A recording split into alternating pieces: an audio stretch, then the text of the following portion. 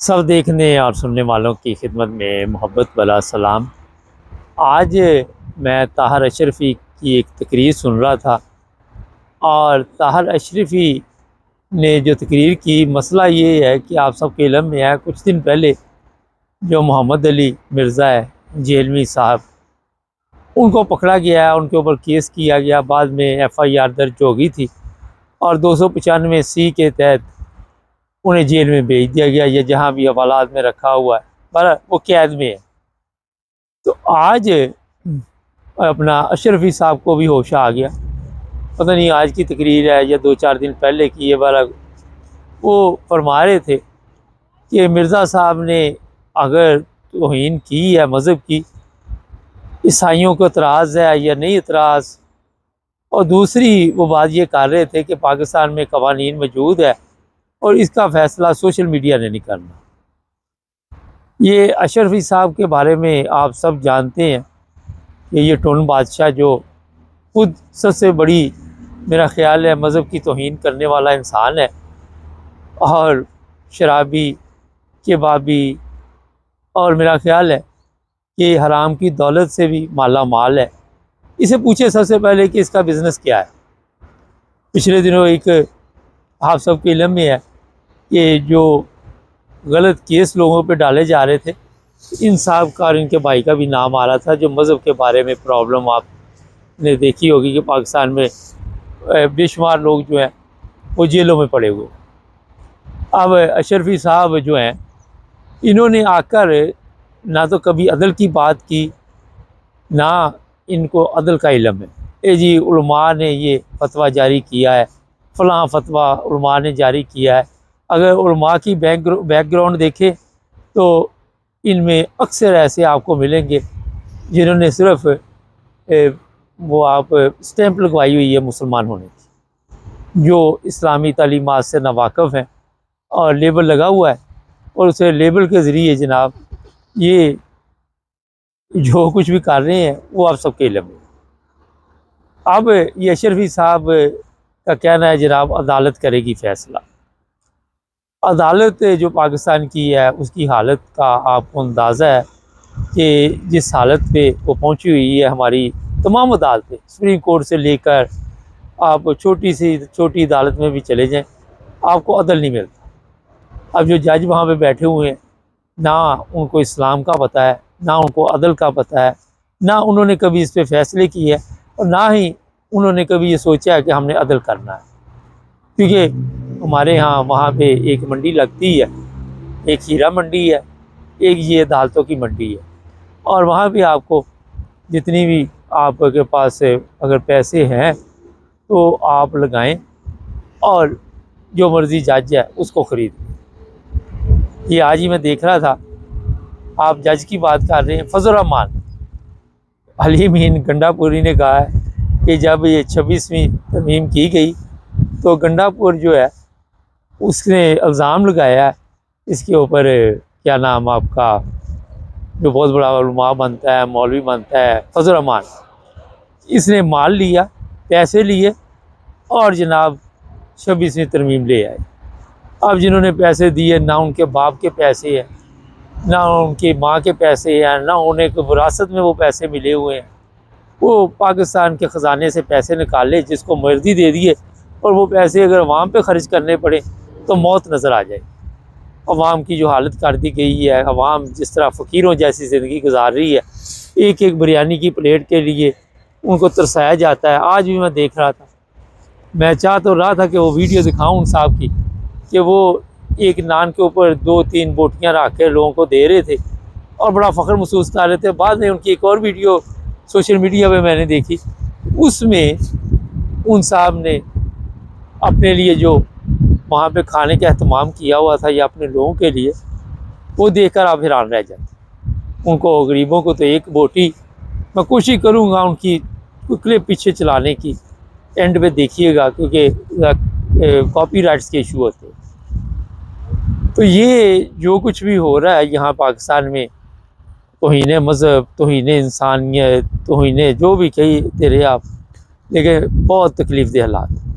ابھی ایک کیس بند نہیں ہوتا، دوسرا شروع ہو جاتا ہے۔ اب جو 26ویں ترمیم ہوئی اس میں ججوں کی منجی ٹھوک دی گئی اور سارا سسٹم جو تھا وہ اپنے ہاتھ میں لے لیا گیا۔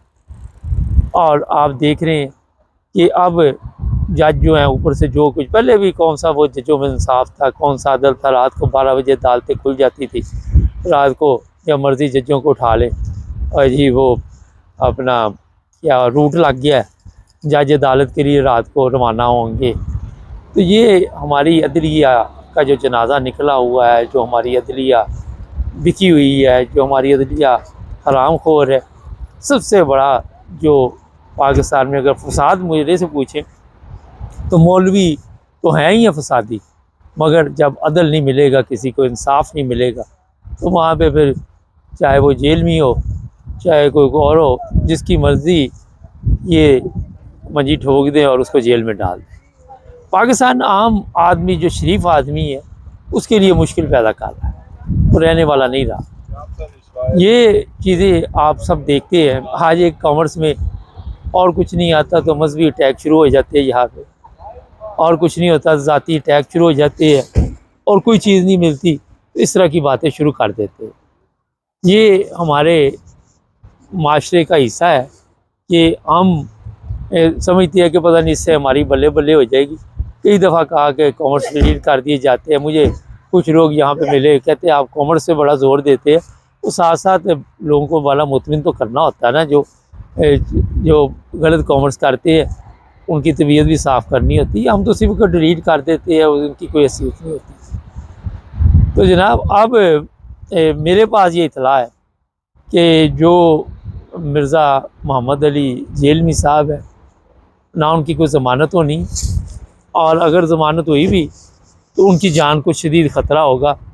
انہوں نے اب وہ باقی کی عمر جس طرح عمران خان نے اس کو جیل میں رکھا ہوا ہے، اسی طرح یہ بھی اب سرکاری مہمان رہیں گے، اور کوئی ایسی سودے بازی ہوگی کہ ملک چھوڑ کے چلے جائے کسی اور جگہ پہ۔ اب وہ جاتے ہیں یا نہیں جاتے یہ انہوں نے فیصلہ کرنا ہے۔ جہاں تک انٹرنیشنل لیول پہ پاکستان کی حالت ہے وہ آپ سب کے علم میں ہے، کیونکہ ہم تو مشہور ہیں مانگنے والے، اور جو عزت احترام ہمارے یہاں پہ جو بھی طاقتور لوگ تھے انہوں نے دیا، جو بھی گورنمنٹ میں لوگ آئے تھے انہوں نے دیا، وہ آج پوری عوام اب پتہ بھی نہیں چلتا کسی کی بے عزتی ہو رہی ہے کیا ہو رہا ہے، محسوس ہی نہیں ہوتی۔ یہ دیکھ لے تصویریں لگی ہوئی تھی یہاں پہ، مریم کے بورڈ لگا رہی تھی پاک فوج، کوئی بے عزتی محسوس نہیں ہوتی، کوئی فرق نہیں پڑتا۔ آپ سوشل میڈیا پہ جو مرضی کرتے رہے، جتنی مرضی چترول ان کی کرے، لیکن کیونکہ عادی ہو چکی ہے۔ جب عادی ہو جائے بندہ تو بس پھر اب میں کیا کہوں، آپ سمجھدار ہیں۔ تو جناب پاکستان میں اگر آپ نے رہنا تو الفاظ کا چناؤ بڑی احتیاط سے کریں۔ مذہبی طور پہ اگر آپ نے کوئی غلطی سے لفظ بول بھی دیا تو آپ کے لیے وہ پڑ جائے گا سیاپا، اور 295 298 سی کے تحت آپ چلے جائیں گے پھر جیل میں۔ مجھے یہاں پہ پچھلے دنوں ایک پروگرام تھا، کافی لوگ ملے، تو میں نے انہیں کہا کہ شکر کرے آپ اس ملک میں رہ رہے ہیں جہاں آزادی ہے، مذہب کی آزادی ہے، آپ اچھی خوراک کھاتے ہیں، پاک صاف پانی پیتے ہیں، پاک صاف دودھ استعمال کرتے ہیں، یہاں پہ جو بھی چیزیں ہیں کھانے پینے کی، اور یہاں پہ آپ کی صحت بھی بتا رہی ہے۔ تو مقصد یہ ہے آپ کو بتانے کا کہ کیونکہ یہ اسلامی ممالک نہیں ہے، آپ کے علم میں ہونا چاہیے۔ ہمارا تو سارا اسلام پہ زور ہے، اور پتہ نہیں کون سے اسلام پہ، مجھے تو اسلام آباد کی یاد آ جاتی جب بھی کوئی کہتا ہے اسلام آباد، اسلام اسلام اسلام، تو بعد میں پتہ چلتا ہے کہ وہ اسلام آباد کا ذکر کر رہا تھا۔ تو یہ جناب آپ کو میں نے بتا دیا کہ یہ منڈی لگتی ہے، کبھی مولویوں کی لگتی ہے، کبھی ججوں کی لگتی ہے، کبھی جرنیلوں کی لگتی ہے، کبھی سیاستدانوں کی لگتی ہے۔ یہ وہ بکاؤ مال ہے جو ناسور بن چکا ہے ملک کے لیے، اور ملک تباہی کی طرف جا رہا ہے، ملک بربادی کی طرف جا رہا ہے۔ اور زبانی ہم روزانہ آپ کو خالی پلاؤ پکا کے دیتے ہیں۔ کبھی خواجہ اصف کی بے عزتی حنیف عباسی کر رہا ہے، کبھی حنیف عباسی کی بے عزتی خواجہ اصف کر رہا ہے، سوری۔ تو یہ بہت بڑے ڈرامے باز ہیں، بہت بڑے سٹار ہیں، یہ سب انہوں نے باقاعدہ ایکٹنگ کی ہوئی ہے کہ لوگوں کو کس طرح بیوقوف بنانا ہے، کس طرح لوگوں کو خوش کرنے کے لیے ایسے بیانات دینے کہ کبھی کبھی آپس میں بھی ایک دوسرے کو اوپر حملہ کر دینا، لوگوں کا دھیان ادھر کر دینا. ایک سے ایک حرامی ہے یہ، میں آپ کو بتا دوں. آپ کے سامنے اور چیز بیک سائڈ پہ جس سب اکٹھے بیٹھ کے پھر قوم کے اوپر ہنستے ہیں، قوم کا مذاق اڑاتے ہیں. یہ خواجہ ارشد آج بتا رہا تھا ہم 10-15 سال میں ڈیم نہیں بنا سکے. ابھی 30-40 سال سے تو آپ کی گورنمنٹ ہے، کون سے ڈیم آپ نے بنانے تھے؟ اب یہ 2-4 دن تقریریں ہوں گی، سیلاب آیا ہے، لوگ مر کھپ جائیں گے، بھوک افلاس وہاں پہ چلتی رہے گی، اور یہ ایک روٹی کے اوپر ایک بوٹی رکھ کے لوگوں کو دے کے تو پھر وہ ویڈیو بنا کے سوشل میڈیا پہ ڈالیں گے، کوئی بینر لگا کے ویڈیو بنا کے ڈالے گا. آج ہی میں دیکھ رہا تھا کہ اگر آپ نے سامان بھیجنا ہے تو مریم کی تصویر ضرور لگا لیں. تصویر شو مطلب ہونا چاہیے کہ مریم کی وجہ سے ہمیں یہ رزق مل رہا ہے، اللہ پہ بھروسہ نہیں ہونا چاہیے. ان کی تصویروں کے اوپر آپ نے بس ڈٹے رہنا کہ وہ ان کی بے حرمتی نہ ہو. سارا دن انسانوں کی بے حرمتی ہو، مذہب کی ہو، جھوٹے کیس ڈالے، جو مرضی کرے، مگر ان کی تصویروں کے ساتھ آپ نے بڑی عزت و احترام سے پیش آنا، ورنہ آپ کا برین واش کیا جائے گا، سافٹ ویئر اپڈیٹ ہو جائے گا.